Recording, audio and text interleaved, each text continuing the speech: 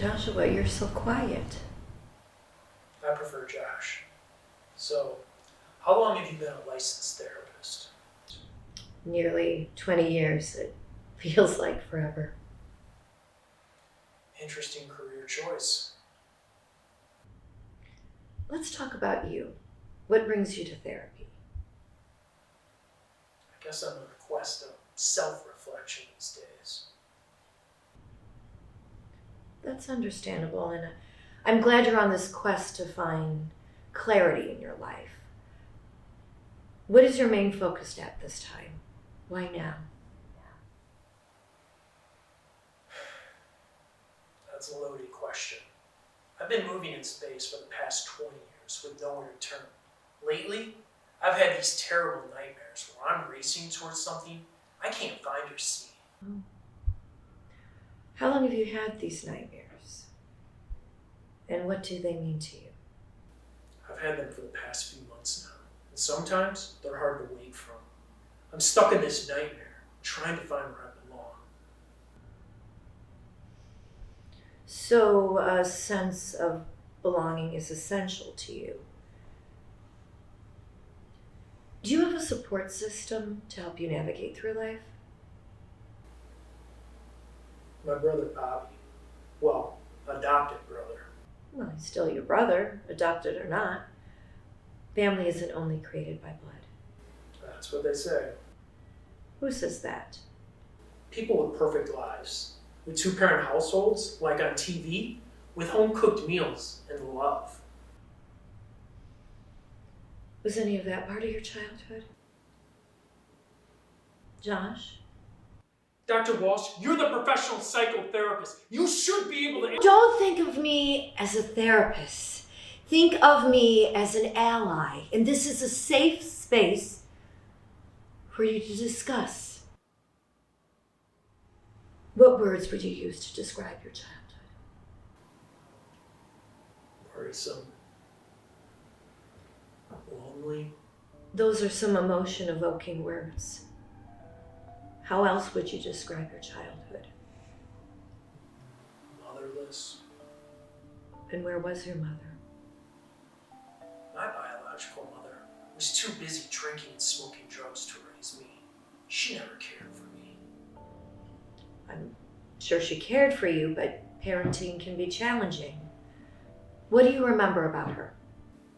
Nothing. She never came to see me. She just gave me away, and I was raised by another family. So how do you know that she was gone then? Who told you? I had my ways. I see. The impact of an absent mother can often lead to aggressive behavior. Has this been your experience? I fought and hurt people. And yes, I've been aggressive. Have there been consequences to your actions? I've been to juvie for assault, then robbery for survival, battery to anyone who got in the way.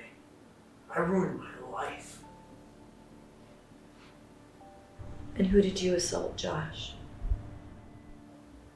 My brother. I loved him and hated him. Why did you hate him? He had everything I never did. Good grades, friends, mom's attention. I see. And where is Bobby now? Bobby's in Virginia with his own little perfect family. That's the second time you mentioned being perfect. No one is perfect, Josh. What does perfection signify for you? By perfect, I mean normal, uncomplicated. So was Bobby perfect or normal? Well, he was closer than I ever could be. He was a good person and popular. And one day, I just punched him in the face. What prompted you to hurt your brother? He told me I was lucky. I didn't have mom pressuring me to attend a top university. I never felt lucky. Why weren't you pressured to go to college? I never got good grades like Bobby. All anyone would talk about was his potential, Bobby's scholarships to law school, his big game. Meanwhile, everyone in the family saw me as damaged goods. So when he said I was lucky, I snapped. I punched him and kicked him over and over until Mom called the police and Dad physically threw me out of the house. Again, I'm so sorry that you experienced so much. Was the situation ever resolved? No, I broke Bobby's nose and arm. I was kicked out of the house, and they pressed charges against me. Me. Mom wouldn't look at me. Dad told me to never show my face again. But Bobby, he forgave me. He told me he understood. Well, that's a positive, right?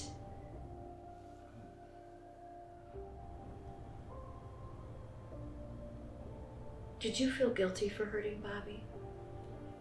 Of course I felt guilty, especially when he offered to help me after juvie. He knew I had nowhere to go. Well, you must have gone somewhere. I mean, you survived all these years. I've been homeless, in a shelter, on the streets, and lost with no stable relationships except for with Bobby. He's the only one who ever gave a damn about me. No one in the family knew this, but he gave me a prepaid cell phone to call him whenever I needed food and money. So Bobby continued to look after you. He's never seen it. He started it, and he knows that. But I was banned from the house after the fight, so he felt sorry for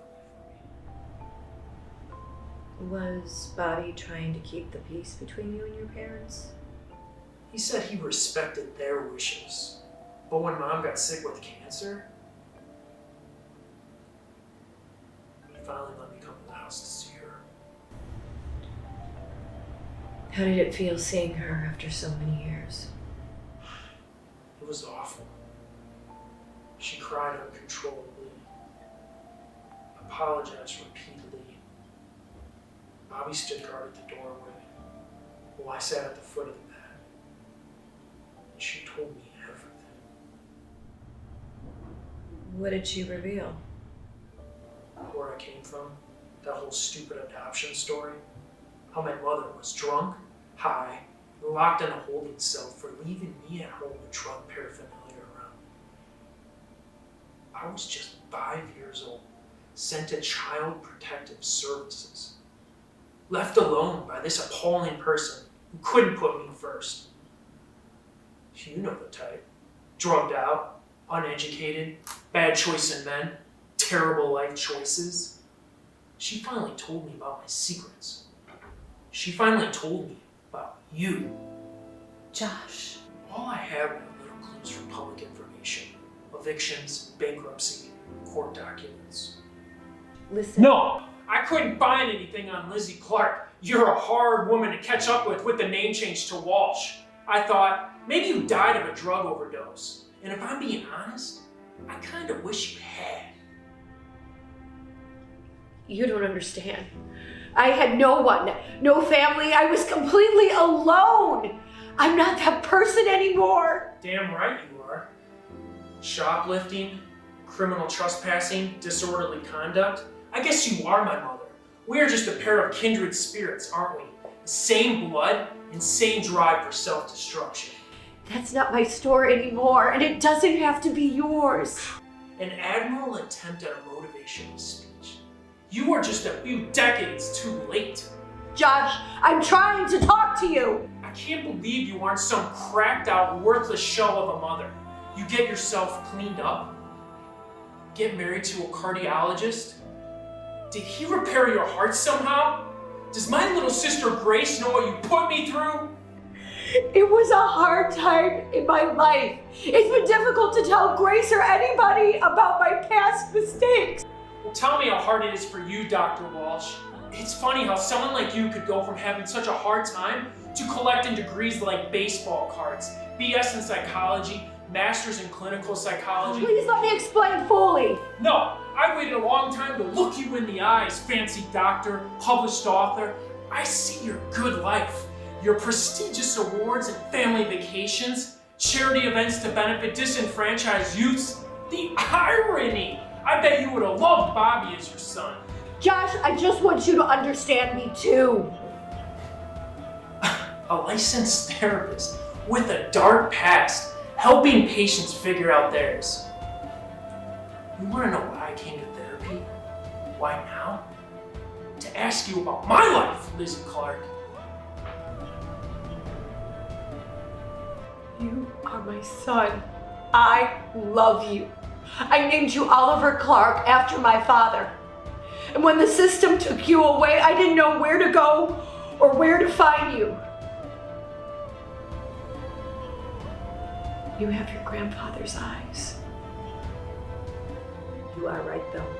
My life was dreadful, and I endangered the life of my son. And with a criminal record, no judge was ever going to give you back to me. I had no money for a good attorney, and I had no idea what I was supposed to do. You are a mother! You are supposed to look for me until you find me, no matter how long it takes! Believe me, it wasn't that easy! Your name changed, and when I got married, my name changed too. I did start over, but it was not to abandon you. It was to survive and fight my way out of the worst situation possible. The system kept us apart. And all I could do was hope that you had a good life, a life that I couldn't give you. The good life? This is a waste of time. It is not. Please, I'm sorry that I wasn't able to support you and I wasn't there to raise and to love you. You have been in my heart all these years. Please stay. I want to get to know my son.